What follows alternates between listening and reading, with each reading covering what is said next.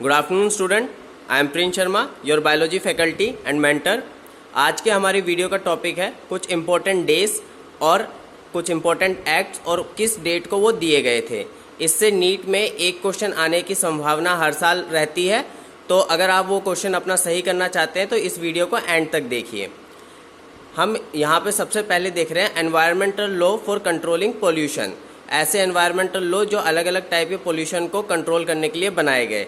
सबसे पहले है the national environment protection act Nipah. ये 1986 में बनाया गया, जिसके थ्रू हम वाटर, सॉइल और एनवायरनमेंट में जो पोल्यूटेंट्स हैं उनको कंट्रोल करना चाहते थे, उनको कट करना चाहते थे। सेकंड है आपका इंसेक्टिसाइड एक्ट। ये दिया गया 1968 में। इसके थ्रू जो भी इंसेक्टिसाइड मैन्युफैक्चर हो रहे हैं, उनकी सेल हो रही है, उनकी क्वालिटी को हम लोग चेक करते हैं, कंट्रोल करते हैं, क्योंकि आगे जाके ये बायोमैग्निफिकेशन, यूट्रोफिकेशन जैसी प्रॉब्लम्स को लीड करते हैं।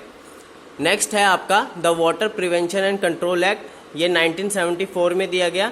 इसके थ्रू हम वाटर क्वालिटी को सही रखने की कोशिश करते हैं, क्योंकि जो वाटर बॉडीज़ हैं वो ह्यूमन पॉपुलेशन के लिए बहुत इंपॉर्टेंट है, और अगर उनमें जितने भी कंटामिनेंट रहेंगे वो ह्यूमन पॉपुलेशन में आने के चांसेस हैं।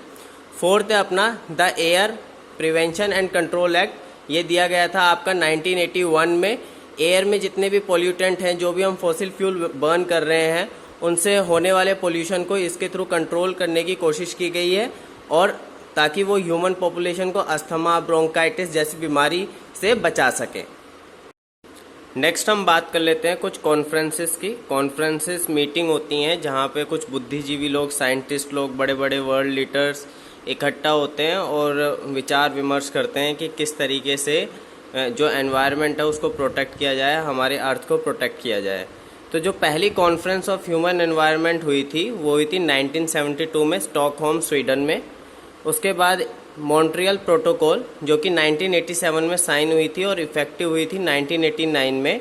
इसका टॉपिक था कि स्ट्रेटोस्फेरिक ओजोन को प्रोटेक्ट करना है, ताकि यूवी रेडिएशन से ह्यूमन पॉपुलेशन को नुकसान ना हो। नेक्स्ट है अर्थ समिट जो कि 1992 में हुई थी रियो डी जेनेरियो में, ब्राज़ील में, जिसका मोटिव था reducing green house gases and biodiversity conservation. फिर आई थी क्योटो प्रोटोकॉल जो क्योटो जापान में हुई थी 1997 में और इफेक्टिव हुई थी 2005 में। इसका टॉपिक था क्लाइमेट चेंज। उसके बाद कॉन्फ्रेंस ऑफ पार्टीज़ जो कि क्लाइमेट चेंज के साथ ही रिलेटेड है, 2002 में हुई थी न्यू दिल्ली में। और कॉन्फ्रेंस ऑफ पार्टीज़ 13 जो कि 2007 में हुई थी बाली, इंडोनेशिया में। अब यहाँ पे 2002 और 2007 का मेंशन इसलिए किया है कि 2002 इंडिया में हुई थी और 2007 प्रीवियस ईयर क्वेश्चंस में पूछा गया है।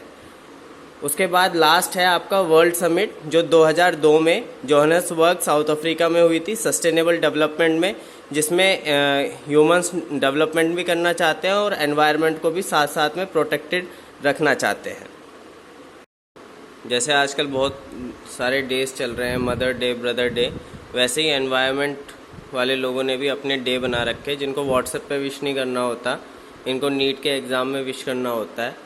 तो जैसे 2 फरवरी को वर्ल्ड वेटलैंड डे होता है, 3 मार्च को वर्ल्ड वाइल्ड लाइफ डे, 22 मार्च को वर्ल्ड वाटर डे, 22 अप्रैल को अर्थ डे, 5 जून को वर्ल्ड एनवायरनमेंट डे, 11 जुलाई को वर्ल्ड पॉपुलेशन डे, 23 टू 28 अगस्त वर्ल्ड वाटर वीक मनाया जाता है, 16 सितंबर को वर्ल्ड ओजोन डे, 2 से 8 अक्टूबर को वाइल्ड लाइफ वीक, 14 नवंबर को वर्ल्ड एनर्जी कंजर्वेशन डे, 2 दिसंबर को नेशनल पोल्यूशन प्रिवेंशन डे या नेशनल एनवायरनमेंट डे, और 3 दिसंबर को भोपाल ट्रेजेडी डे, जिसमें लीकेज हुआ था मिथाइल आइसोसाइनेट गैस का, जिससे वहाँ का एनवायरनमेंट पोल्यूटेड हो गया था और बहुत सारे लोगों की ट्रेजिकली डेथ हो गई थी। लास्ट में हम कुछ डेट्स देख लेते हैं जो स्पेसिफिकली फॉरेस्ट के रिगार्डिंग है। फर्स्ट है national forest policy revised in 1988।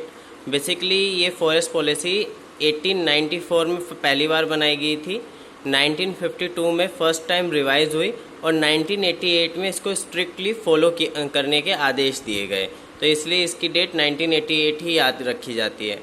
Biodiversity act of India was passed by parliament in the year 2002। Biodiversity act जो इंडिया में पास किया गया था वो ईयर 2002 में पास किया था। फॉरेस्ट एक्ट 1927 में, बायोस्फीयर रिजर्व स्कीम 1986 में और वाइल्ड लाइफ प्रोटेक्शन एक्ट 1972 में, जिसको 1991 में रिवाइज़ किया गया था। मैं उम्मीद करता हूं कि अगर इस टॉपिक से आपको अब कोई क्वेश्चन आता है डेट के रिगार्डिंग तो आप उसको गलत नहीं करेंगे। और अगर आपको हमारे वीडियोस पसंद आ रहे हैं तो हमारे चैनल को सब्सक्राइब करें। Thank you.